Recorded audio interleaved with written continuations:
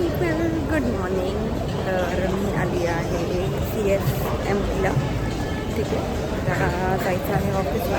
हा जर मी तुम्हाला बोलले इकडे 2 अंडरग्राऊंड हे आहेत, काय बोलतात पॅसेजेस आहेत, अंडरग्राऊंड टनल किंवा काय बोलायचं ते जायला घेणार आहे आणि जाणार आहे. मग परत थोड्याशा वेळानंतर दुसरा अंडरग्राऊंड टनल आहे. ठीक आहे, हाच मंडे आहे आणि हफ्त्याचा पहिला दिवस आहे. पण माझा आराम अजिबात झाला नाही आहे. काम भरपूर होतं संडेला ना, म्हणून सो जाम झोप येते.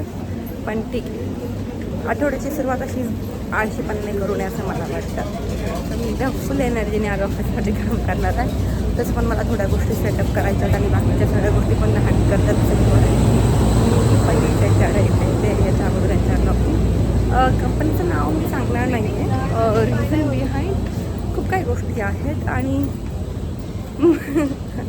ॲक्च्युली द रिझन इज की त्या लोकांना असं म्हणजे आता मी व्हिडिओ शूट करते तसं कंपनीमध्ये अलाउड नाही. ऑफिस प्रिमायसेसमध्ये नाही आहे, ऑफिसच्या बाहेर मी करू शकते, म्हणून मी कंपनीचं नाव नाही घेते.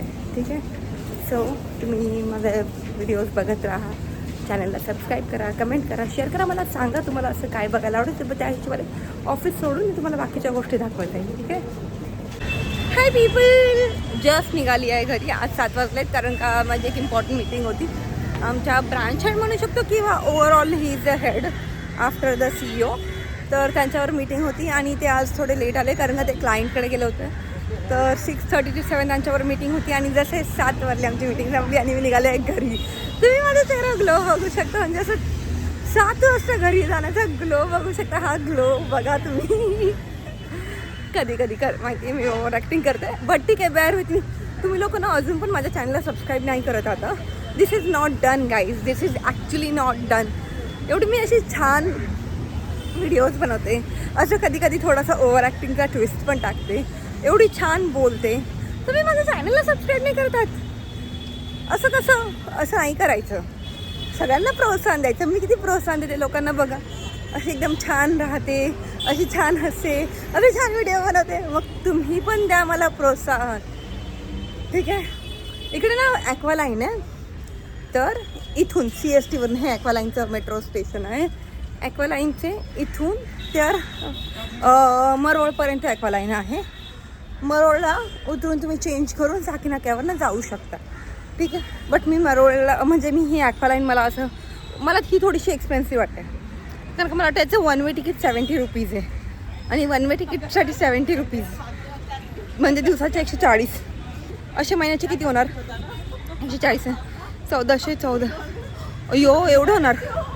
इट्स गोज अराउंड 3,500 जातात. ठीक आहे, तर एवढे स्पेंड करण्यापेक्षा मी आपल्या सेंट्रल लाईनला 130 रुपयाचं तिकीट काढून सेकंड क्लासनी महिनाभर ट्रॅव्हल करू शकते. 130 रुपीज ओनली 130 रुपीज, जास्त नाही आहेत बरोबर. आणि मी इकडे 3,500 घालू, काही गरज नाही आहे मला. शिवाय मी बसून येते 4th सीट. हां, मला जागा पण कमी लागते ना, मी 4th सीट बसून येते. तर हां, म्हणजे ना आपण पैसे अशा जागी खर्च करा की जिकडून तुम्हाला प्रॉफिट भेटेल. ठीक आहे, कारण का तिकडून मला डबल ट्रॅव्हल करावं लागणार आहे.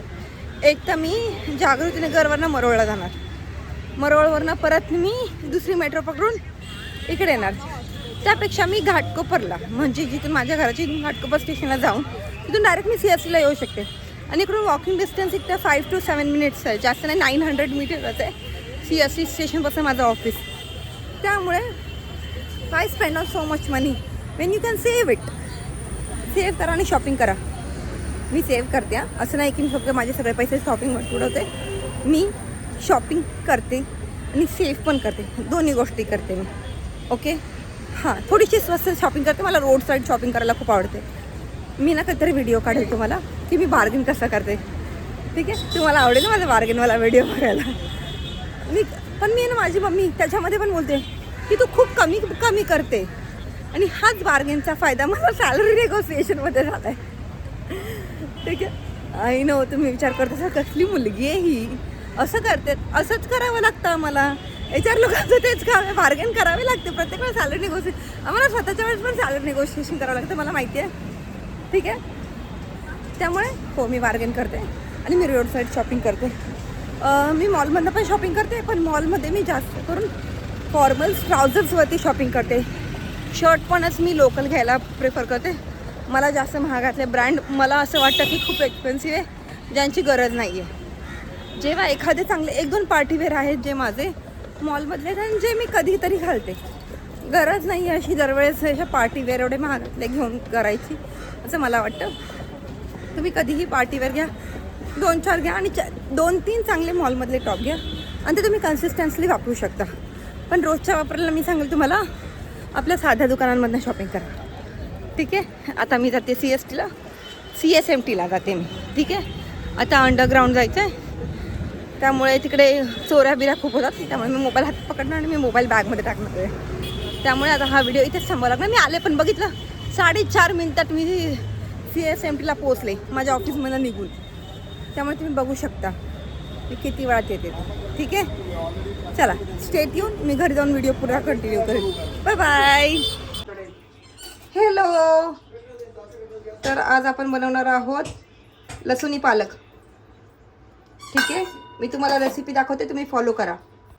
तर तुम्ही बघू शकता मी तेल टाकले त्याच्यामध्ये आणि मी ना लसूणाचा ठेचून घेतलं आहे. मी कपाट ठेचून घेतलं आहे कारण का त्याचं भांडं आहे तर घासाचा वैताग आला होता मला. ठीक आहे, हा लसूण टाकून घेतला आहे. लसणाला तुम्ही छान असं परतून द्यायचं, एकदम छान असं.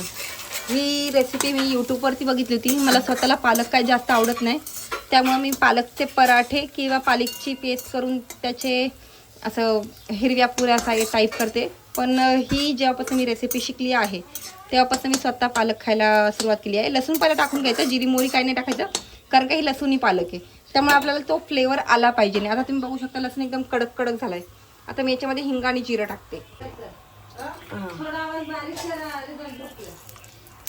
मी जिरं टाकले, मी मोहरी टाकली आहे आणि जिरं टाकते. आता असं तडतड झालंय बघा. लसूण कसं असं एकदम ब्राऊन झाला, असंच ब्राऊन व्हायला पाहिजे ना लसूण, त्याशिवाय ह्या भाजीला मजा नाही आहे. ठीक आहे, मी टाकून घेतला आहे कांदा. मस्त आता कांद्याला थोडं ब्राऊन होऊन द्यायचं, जास्त शिजवायचा नाही, तो थोडासा फक्त नरम झाला पाहिजे कांदा.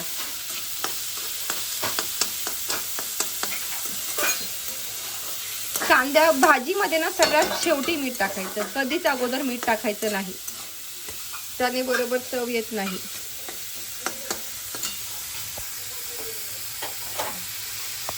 तुम्ही बघू शकता माझा कांदा भाजून झाला आहे, तो असा ब्राउनी झाला आहे थोडासा. आता मी टाकणार आहे टोमॅटो. मी सगळी पहिली तयारी करून घेतली, सगळं चिरून घेतलं जेणेकरून भाजी बनायला घेतलं की 2 मिनिटात भाजी होऊन जाते. फोडणीला टाईम लागतो पण नंतर मग भाजी होऊन जाते. पहिलं भाजी चिरायला घ्या, मग ते एका साईडला बनवायला घ्या, मग कांदा टोमॅटो नाही. तयारी करून ठेवलं की सगळ्या वस्तू पटापट होतात.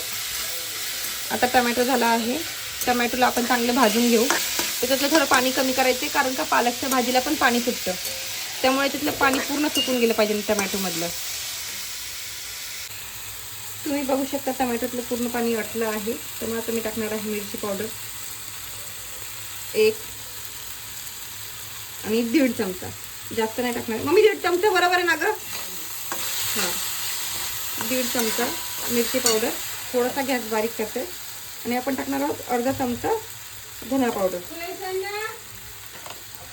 Please ignore background noise. Sorry, माझं तोंडच फंबल झालं.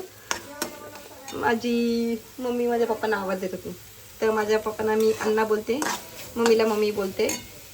ठीक आहे, आता आपण याच्यात टाकणार आहोत पालक.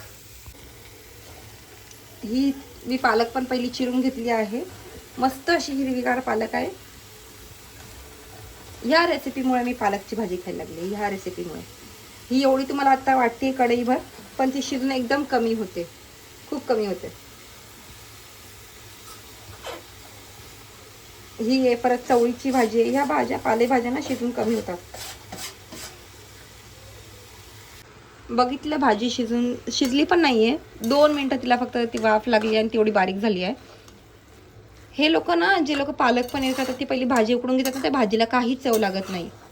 नुसतं त्याच्यातले जीवनसत्व निघून जातात त्या पाण्यामध्ये उकळल्यामुळे, आणि मग ती नुसती अशी ते आणि गवत मग याच्यामध्ये काही फरक राहत नाही. असं कधी पण ना भाजी तुम्ही डायरेक्ट मिक्सरला वाटून घ्या, त्याची पेस्ट करा तरी चालेल, पण अशी उकळून परत ती थंड पाण्यात थंड करून मग त्या भाजीला चव नाही राहणार. पालकच्या म्हणजे ज्या पालेभाज्या असतात त्यांना ना जास्त उकळून नाही घ्यायचं कधी, त्यांना डायरेक्ट शिजायला टाकायचं, जेणेकरून त्याच्यातले न्यूट्रिशन त्याच्यातच राहतात. हे बघा ही केवढी कमी झाली आहे भाजी, ही अजून कमी होणार आहे. जसजशी ती शिजत जाईल ना तसतशी ती कमी होत जाणार आहे. आता मी याच्यामध्ये टाकणार आहे मीठ, कारण का आता भाजीला मी फक्त 2 मिनटं गॅसवर ठेवणार आहे, आणि मग त्याच्यामध्ये मी टाकणार आहे बेसनाचं पीठ, आणि मग आपली भाजी झाली.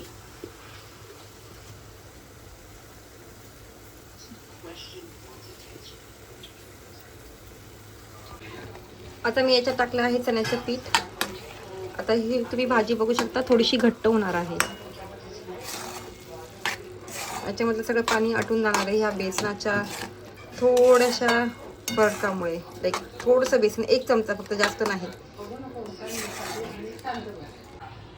ही झाली आहे आपली भाजी तयार, एकदम मस्त अशी लसणी पालक.